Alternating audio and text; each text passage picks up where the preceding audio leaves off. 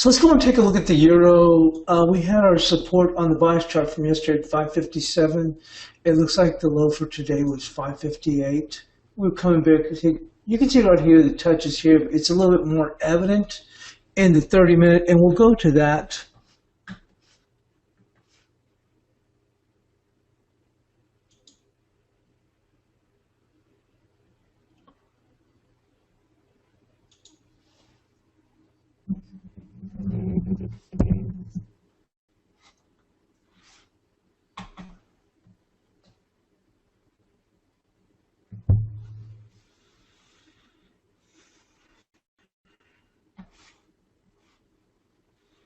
Okay, you can see here where we were coming up with this little bit. It's a little bit more, evident here on the 30-minute, where you can see where I was coming across these touches.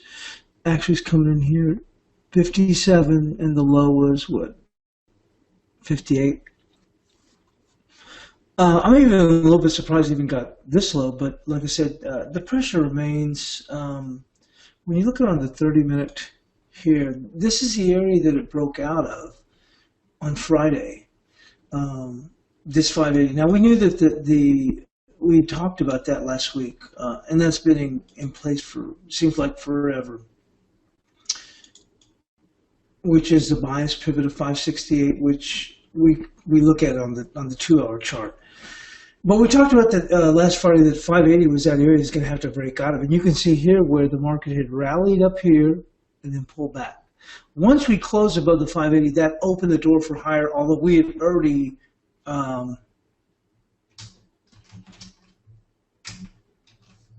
had generated a buy signal right there.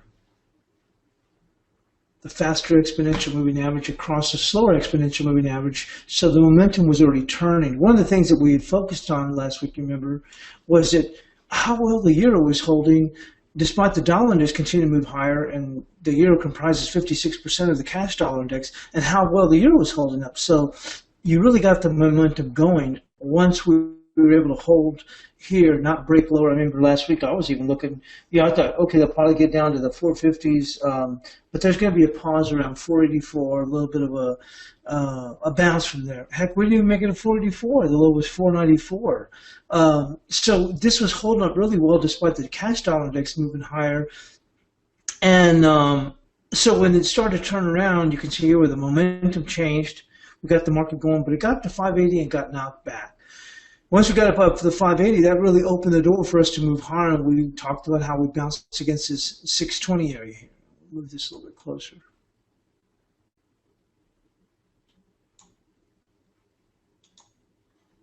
So on this pullback, as they trapped a lot of longs here, we really pressed the people, and we got above 6. It looked like they might even yesterday might try and move a little bit higher, but it was a quiet session overall. We already did the damage already been done, so they're going to press them. Although I would have thought, technically speaking, maybe we would have come here and just taken a quick dip and moved higher. It did come into, well, just about our area, which is 557. On the bias chart, we got to 558, but I would have thought the market would try to work hard. But the overall tone for the week is going to be the impending NFP, which is expected, and I expect it to be a pretty good number. So that's what's weighing on the euro at this time. Although I think that right now the euro is weak, but I think the just like others were saying in the news that we were reading, I think the story's still out. If the euro can really break significantly lower, and one of the guys we saw in the story that I was reading, he said, if you had told me that the March rate hike is priced in almost at 100%, I'd have said we'd have been well below 105. So once again, the euro, although it's weak, is holding up relatively well, which once again plays into what I was talking about yesterday, is that the perception of the market, once we get past the FOMC, may be that it's going to be a one and done. And if that's the case, then we could see the dollar then correct. A one and done in the sense that we may not see another hike, or at least that's what the market will believe afterwards, or to a certain extent will. Once we get past the decision, and if we get that decision, they may I mean, the concern is we'll have to see how strong the NFP is, but the idea would be, at least for now, they'd be thinking, okay, they'll probably do a wait and see. They'll have had two hikes in a short period of time. Would have been December and January. I mean, December and March if they have that. They're going to want to see how the economy reacts, and so this may allow the dollar then to get a correction. Now, it doesn't mean that the euro is going to 110 or anything like that. I'm just saying that's the way you probably want to go and look at it, considering how well the euro is holding up. As the gentleman's saying, if you'd have told me that the March rate hike was priced in almost 100%, I'd have thought the euro would have been well below 105, and it's not. So once again, the same way the euro was holding up last week against this, and we saw this nice rebound, the same way you kind of want to just keep that at the back of your mind.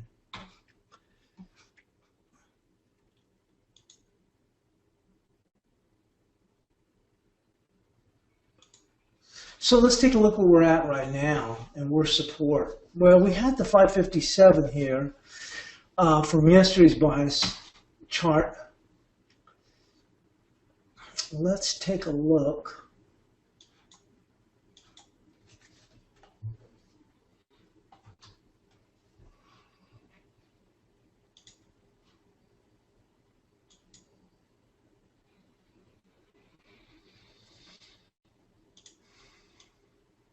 If we were to take another dip again,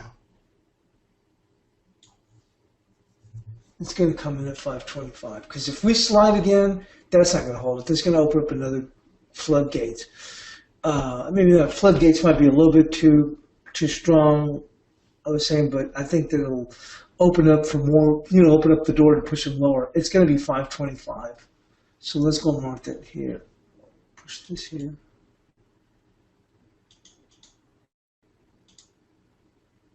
On a slow day today, like we have, even though, like I said, the dollar is stronger, but a relatively slow day, you want to just take your time, look at the analysis, and just saying, okay, let's see what happens. 526 would be the 78%. Let's go and mark that here, too.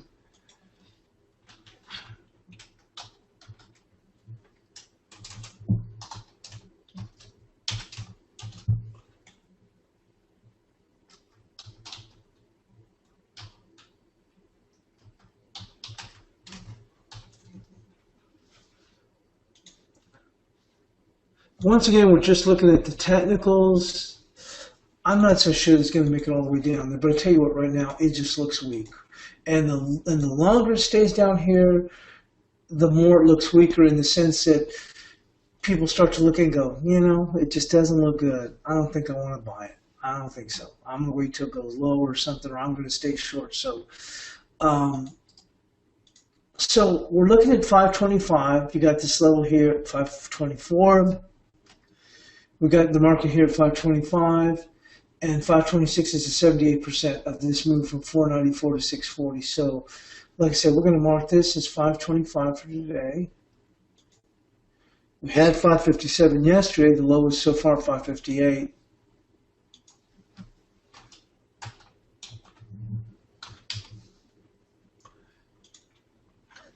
And in a situation like that, there's just no need to rush in. There'll be a lot of movement. At least the way the markets are acting, they just seem to be relatively quiet. Resistance.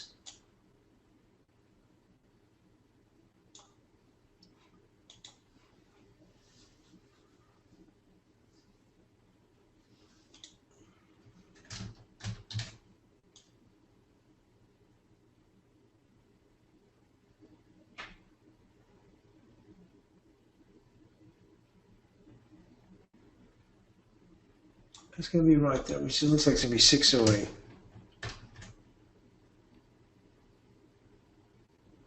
Actually, look at it, 606.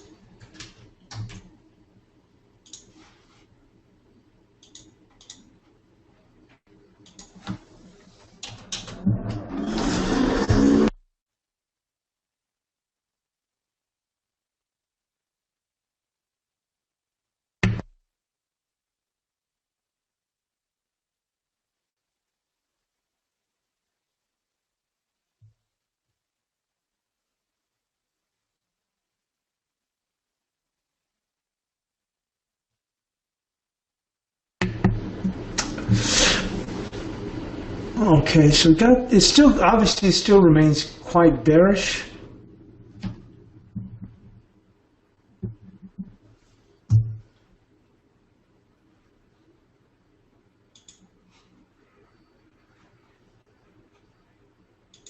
And the bias pivot remains in place.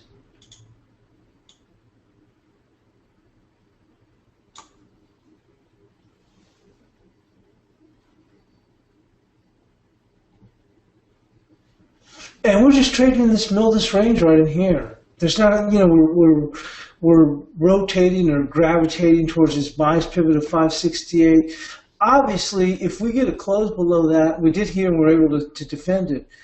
That, like I said, that would open the door for this 525. And then, once again, we expect a pretty good NFP that's just going to keep the pressure on. And there's really nothing other than some short covering to stand in the way of this thing for now. We're just in relatively quiet. There's no news to drive it. And then let's go and take a look at something else right here. As I said, it's a quiet day, so we're going to take our time through the analysis.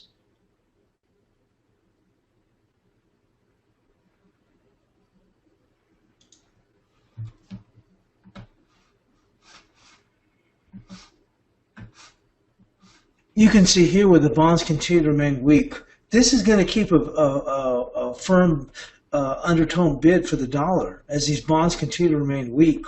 So when you look at that and you want to look across the board and you're seeing U.S. yields continue to move higher or stay at these elevated levels, then there probably isn't a reason to necessarily turn around and jump into a long position, or in this case, i.e. a short position against the dollar at this point. Like I said, the euro is overdone a little, from here on a very, very short-term basis, but, you're just not seeing a whole lot of people jumping in here to try and buy this thing.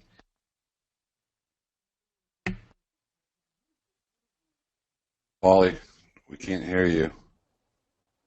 Paul? Okay, I'm sorry, Kip. Yeah, I've got, sorry, I thought I had the mic. I had the mic on, but my own personal mic was marked off. Thank you very much. I wasn't even paying attention. I was working on some other stuff, and I'm like, oh, it's been quiet for a while. Oh, okay, thank you. Thank you very much. Yeah, you may need to back up about 7-8 minutes.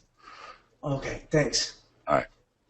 Okay, getting back here to the Aussie dollar, I'm glad that Kip did go on and mention that. I'm glad we were taking our time because it wasn't like as if we went through multiple currencies. And let me go on and I didn't have the questions up, and that's probably would have helped me. I would have seen that someone would have said no audio. Let's take a look here.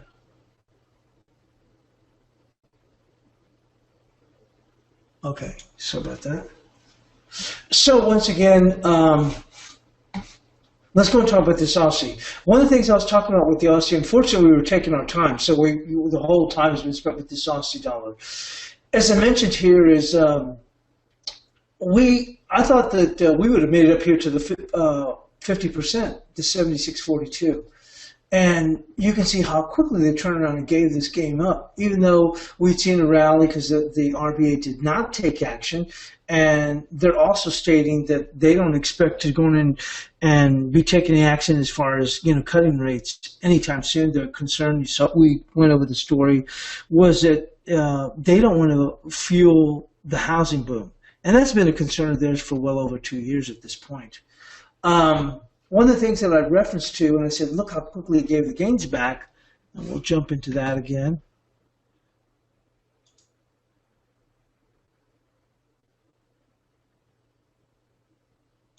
Was here on the gold market. So you can see here that, one of the things that was happening, I mentioned that earlier, is that when, we got to a point previously, remember when we were up in here, and the Aussie was having a little bit of a tough time, and it was still trying to challenge up in here because gold was supportive, because we had seen that great move in the gold market, and here we'd seen this great move in the gold market. So that was, we're weak right now. So that's kicking another leg out of the stool for the Aussie. Okay, but when we had this move in the gold market, let's go back to the Aussie quickly.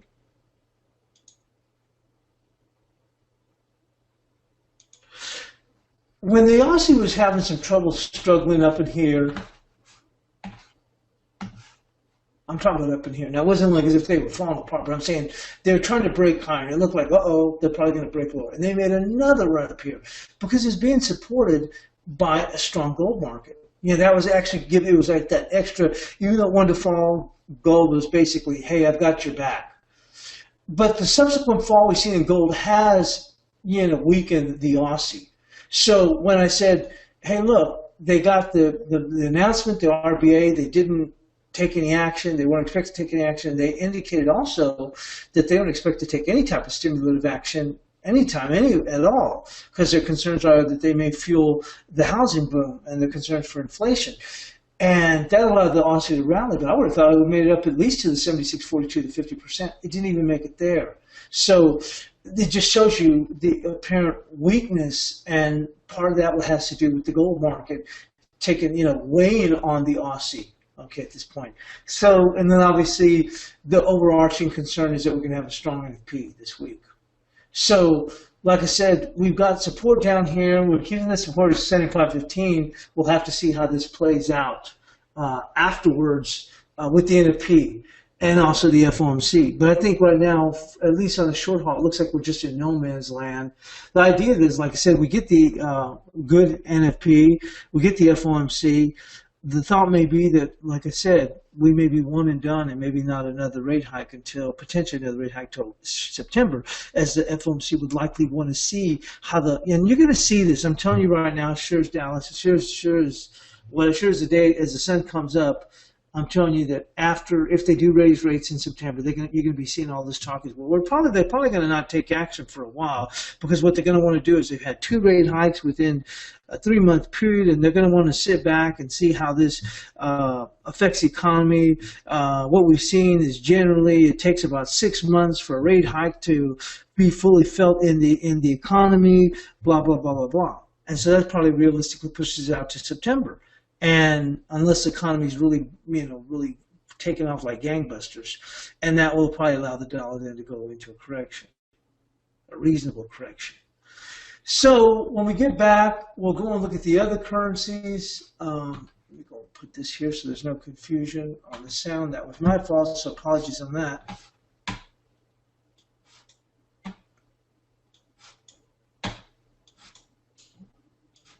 And when we get back, we'll go and cover the other pairs. And thanks for joining us here on the Morning Edge webinar.